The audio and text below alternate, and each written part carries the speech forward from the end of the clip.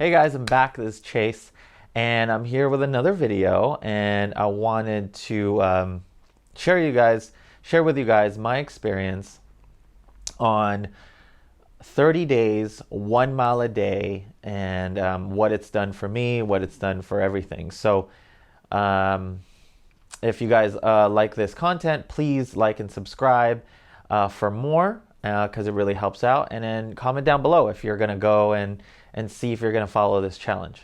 Anyway, back on the challenge. So this is a 30-day challenge running 1 mile a day for 30 days.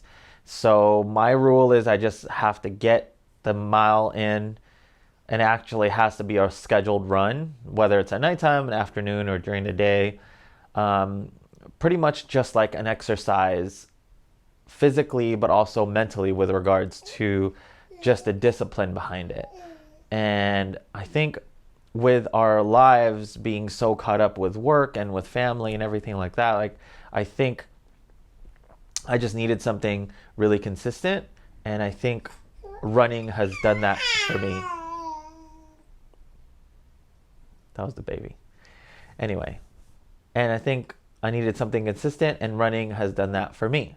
And so I just remembered that in the past, when I was in high school in track and field, I loved running. I was a sprinter, so I was never a distance runner. So a mile is challenging for me.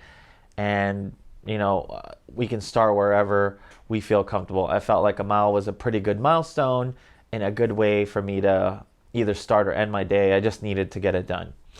Anyway, I was inspired to do this challenge by actually track and field teammate of mine, Serge Olchenko, and we used to run 200s and relays together, but he started running a mile a day, and I said, man, I think I could do that, and I started. So I started December 1st of 2019, and I started running a mile a day.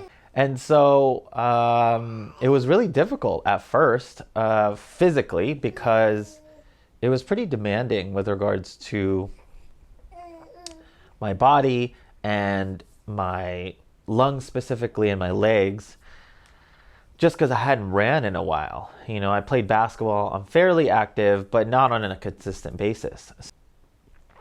That first run was pretty difficult because my lungs were burning, my lower back was stiff, my shin splints were burning, so it was crazy. I think my time was around 11:40, almost 12 minutes. So I mean per lap, that's probably like 3 minutes a lap, you know, around a track, and that is so slow, at least from what I remember.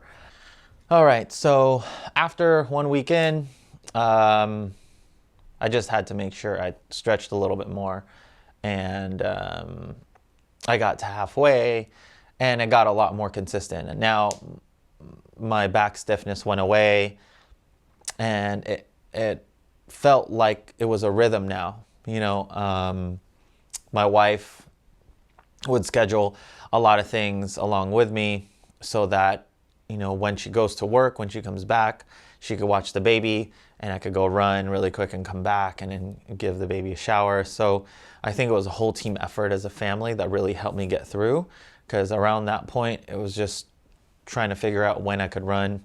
And without my wife like helping me schedule, you know, watching the baby and like that, I don't think I'd be able to get this done. So I really think it has to be a whole family thing that everyone has to buy in. And yeah, and it helped out a ton, and that helped me develop a rhythm. The most difficult part was that in December, I still had 2 more events left, all day events. So I had a wedding and an 18th birthday party. And so I just had to make sure on those days that I ran before the event, because I knew that if I try to run at 10 or 11 when I get home, I'll be way too tired. So I just made sure to strategically run in the morning before that happened, or else that might have ruined my streak. So once I got past the wedding and the other event, then the rest of the days were pretty smooth up until, you know, Christmas Eve and New Year's Eve and all that, because, you know, family and friends and all the events and things. that may hinder you. Towards the back. I just had to make sure I get the run in there. But at that point, I was so in rhythm with the running that I felt like I could run. So it was no longer a burden. It was something that I've, looked forward to doing. It was very peaceful. It was time for me to think, just gather my thoughts. And it was really therapeutic for me, I think physically, mentally, and also the discipline part. Like that was the most difficult, the discipline, coming up with the motivation or the energy to be able to run every day. But from the 30 days, what I've learned was that if I really focused, I can get it done. 30 days in a row, that was big for me. That was a big accomplishment for me. Another big accomplishment is like the mile doesn't feel so long for me anymore. Like I can get it done. I got my average down from 11:30 down to 10, down to 9. And when I broke 9, I don't remember, I think it was day 17 or something like that. It was so exciting. And so I thought that was my highlight.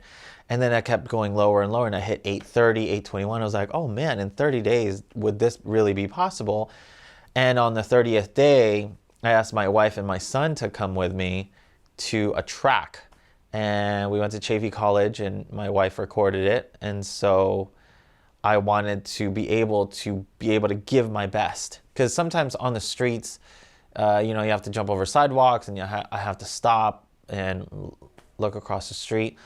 So you can't fully commit to all your speed without worrying about traffic and things like that and having to slow up and speed up or slow down. And I think after going to the track, I knew that I could focus just strictly on pace and just running as fast as I could. And better yet, I broke the time. I broke 8 minutes. And I haven't broken 8 minutes in like 4 or 5 years. I got 7:50, which to me was so amazing that I could even do that. And within a month's time, I was able to get my time down so quickly. I knew I could do it. I had the lung capacity to do it. My body has done it before, but old age. I'm not that old, but over time, from when I was 18 or even from 5 years ago when I was training really hard, it's a different time now. That's a lot of like sitting and resting or just not running that type of run. But the fact that I can get back to it by just consistently working my way into it was a great revelation. So I highly encourage you to maybe take on this challenge to help you physically and maybe mentally with regards to your discipline. It's helped me a lot. I know probably physically you're wondering, has it changed at all physically? I think I might have gained a little bit more muscle, but surprisingly, and here is the biggest thing that I found out, was that my weight didn't go down so significantly. One, because it was only a mile. I think you need a longer run to really burn more calories or, do sprints or high intensity workouts. And two, I didn't change my diet. And I think besides the discipline, besides all that, working out, and if you want to lose weight, it's got to be a combination of both working out or physical activity and the diet, because I was still eating very poorly. And I think that's why I'm heading into my next challenge, which is just trying to cut out my biggest weakness, which is sugar. And so look out for that. I'll document my experiences regarding that.